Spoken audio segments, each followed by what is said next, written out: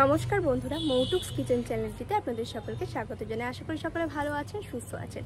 আজকে আমি আপনাদেরকে একটা নয় দুটো নয়, আজকে আমি ছয় রকমের শরবতের রেসিপি বানিয়ে দেখাবো, অর্থাৎ সামার ড্রিঙ্ক।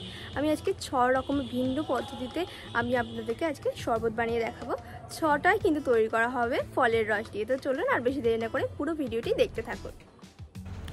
তো ফার্স্টে আমি এখানে চিনি সিরাপ বানিয়ে নেব। তো তার জন্য আমি এখানে চিনি নিয়ে নিয়েছি হাফ কাপ, আর তার সাথে হাফ কাপ পরিমাণ জল দিয়ে দিলাম। তো তারপরে এটাকে সুন্দর করে মেল্ট হতে দিতে হবে, তাহলে কিন্তু আমাদের সুগার সিরাপ রেডি হয়ে যাবে। তো দেখতেই পাচ্ছেন এখানে কিন্তু চিনিটা খুব সুন্দরভাবে গলে গিয়েছে। তো এখানে আমি সুগার সিরাপটা রেডি করে নিলাম এভাবে। আর এই সুগার সিরাপটা কিন্তু আপনারা ফ্রিজে রেখে অবশ্যই সংরক্ষণ করতে পারবেন।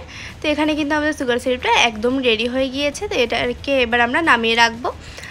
আর একটা জায়গা আমি এবার নিয়ে নিয়েছি ফল।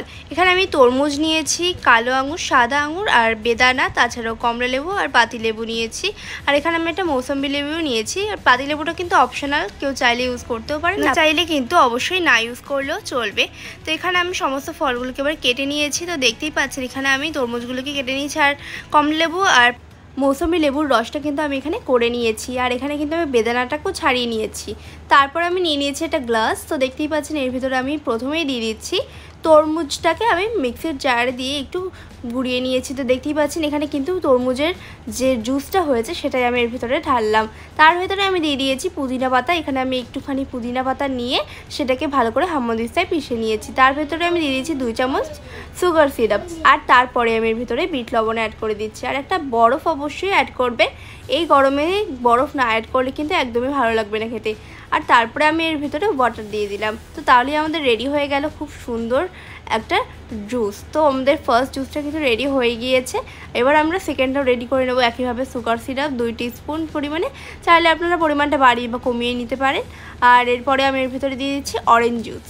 অরেঞ্জ জুস দেওয়ার পর এর ভেতরে আমি সমানভাবে জলটা দিয়ে দিচ্ছি, এক কচি বরফও দিয়ে দিয়েছি, আর অবশ্যই কিন্তু পুদিনা পাতার জেস্টটাও দিয়ে দিচ্ছি। তো এভাবেই আমি এর ভিতরেও জল দিয়ে ফিল করে দিলাম। তারপরে আমি এটাও রেডি হয়ে গেল আমাদের। তো দেখতেই পাচ্ছেন রিফ্রেশিং দুটো শরবত কিন্তু আমাদের রেডি হয়ে গিয়েছে। তো এরপরে আমি নেক্সটটাও রেডি করে নেব। একইভাবে আমি সুগার সিরাপ ঢেলে নিচ্ছি আর একটা গ্লাসের ভেতরেও। তারপর বিট লবণটাও দিয়ে দিচ্ছি। আর এই পর্যায়ে কিন্তু আপনারা চাইলে প্রত্যেকটার ভেতরেই পাতিলেবুর রস অ্যাড করতে পারেন। আমি আর আজকে ইউজ করছি না, কারণ পাতিলেবু ইউজ করলে কিন্তু ফলের গুণাগুণগুলো নষ্ট হয়ে যায়। তার জন্যই আমি এর ভেতরে অ্যাড করে দিচ্ছি এরপরে জল। তো প্লেন ওয়াটার আমি অ্যাড করছি, আর অবশ্যই চাইলে আপনারা ঠান্ডা জল ইউজ করতে পারবেন। আর অবশ্যই এর ভেতরে পুদিনা পাতার জেস্টটাও অ্যাড করে দিলাম। তো রেডি হয়ে গেল আমাদের এখানে মৌসুমি লেবুর যে জুসটা, সেটাও রেডি হয়ে গিয়েছে। তো এখানে 3টে ফ্লেভারের কিন্তু আমাদের রেডি হয়ে গেল সম্পূর্ণভাবে। তো তারপরে আমি থার্ডটায় দিয়ে দিচ্ছি, এখানে আমি বেদানার জুস করে নিয়েছি।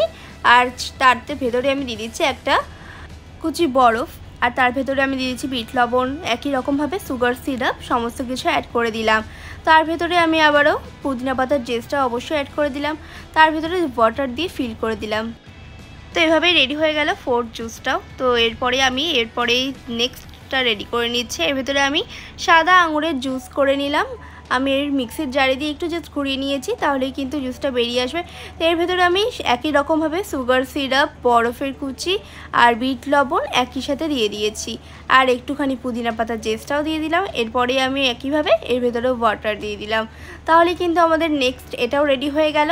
আর এরপরে আমি আরেকটাতে ভেতরে দিয়ে দিচ্ছি কালো আঙুরের রস। তো এটাকেও আমি একই রকমভাবে মিক্সির জারে দিয়ে ঘুরিয়ে নিয়েছি। আর এখানেও আমি বরফের কুচি, সুগার সিরাপ আর বিট লবণ আর তাছাড়াও পুদিনা পাতার জেস্ট অ্যাড করেছি। তো এরপরে আমি এর ভেতরে অ্যাড করে দিচ্ছি, তো দেখতেই পাচ্ছেন প্লেন ওয়াটার কিন্তু আমি অবশ্যই অ্যাড করছি। আর তারপরে একটু চামচ দিয়ে গুলিয়ে নিলে কিন্তু সমস্ত শরবতগুলো রেডি হয়ে গিয়েছে। বাড়িতে অবশ্যই ট্রাই করবেন, আর অবশ্যই কমেন্ট করে জানাবেন যে কোন শরবতটা আপনাদের কাছে সব থেকে বেশি ভালো লেগেছে।